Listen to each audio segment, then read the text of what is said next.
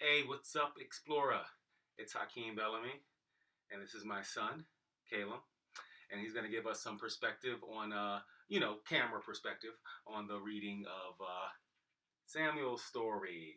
Samuel's Story is the book I wrote, I'll tell you when, 2015 with Community Publishing, which is a local publishing house in town. Shout out to Alex, and also shout out to the illustrations by Melvin Mays and the DJing because it's an audio book.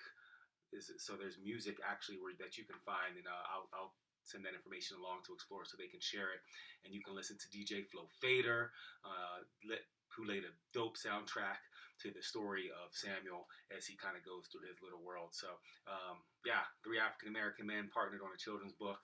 We like to think that that's pretty epic because that's not what people normally think three African American men do. And this little African American guy here is going to be the other camera. So I'm going to talk to you, but I'm going to read to him, and he's going to be you. And then you'll see what you're seeing there. And yeah, that's what we're going to do. So here we go. Shout out to Explora. Thanks for the opportunity to share my book and poem, a community publishing production. I'll try not to stumble over these words as I read the story. I'll try not to stumble over these words as I read the story. I'll try not to stumble over these words as I read the story. Samuel's Story by Hakim Bellamy, illustrated by Melvin Mays, audio bed laid by DJ Flo Fader, and it's a community publishing production. Samuel's Story, a multimedia children's story. Forward by Idris Goodwin. He's a fantastic poet and playwright. If you don't know who that is, you should look him up. And this book is dedicated to Maka, who is my son, who's on the other side of his camera right now. He's growing up to be a great story.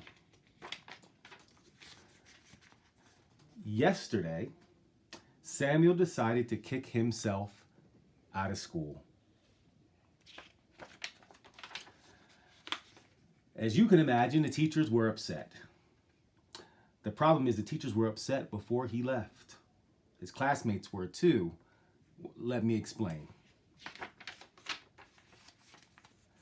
For the past few weeks, the students have been writing stories about who they are. But not just stories about what kind of person they are, stories about what kind of thing they are. Like, if they could be anything, what kind of thing would they be? And Samuel's classmates had all the best answers. So good, Samuel didn't think that there were any good answers left. Diego said he was a dragon. Something about a witch, a spell, a sword, and then he turns into a prince. Dora said she was a bee. Samuel thought she was going to say something about turning into honey, which technically would be incorrect, which my mama told me is a fancy word for not right, which is a fancy word for wrong, because bees don't turn into honey, they turn flowers into honey. Every first grader knows that. But Dora didn't say honey, she said queen. She's a bee that is going to one day be a queen, which is a way higher rank than prince. Dora's smart like that. Darnell said he was a frog that turns into a prince. And then he and Diego argued for the next 5 minutes over who thought up being a prince first.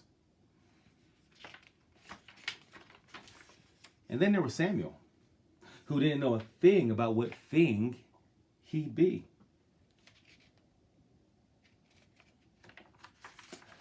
I mean, there could only be one prince.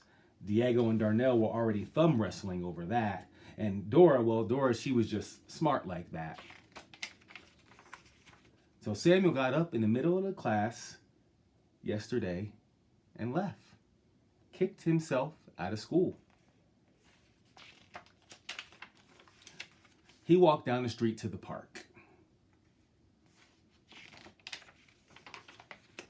And sat, because that's what people do when they really need to think hard. Nothing. So Samuel paced off into the woods while everyone at school wondered where he went. The teacher called his parents. His parents called the police. The police called the dogs. The dogs called like this. And then they sniffed the floor and took a nap while everyone else worried. An hour later, Samuel came back smiling. Everyone looked amazed. The teachers looked at the parents looked at the police looked at the dogs, and the dogs woke up.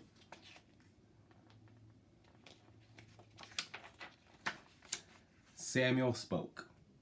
I know what I want to be. He extended his arm and revealed a caterpillar he found in the woods. Even the dogs looked confused. Samuel's father asked him, Son, why do you want to be a caterpillar? And Samuel smiled and shook his head no. And then he said, Because a caterpillar has dreams, Daddy. Caterpillars dream of being butterflies, but I don't want to be a caterpillar, silly. I'm a dream. Because dreams move slow like caterpillars, but one day, after you reach your dreams and take a much needed rest, you hatch into a good story. And one day, I dream of being a good story. Peace, Samuel. The end. Thank you. Thank you.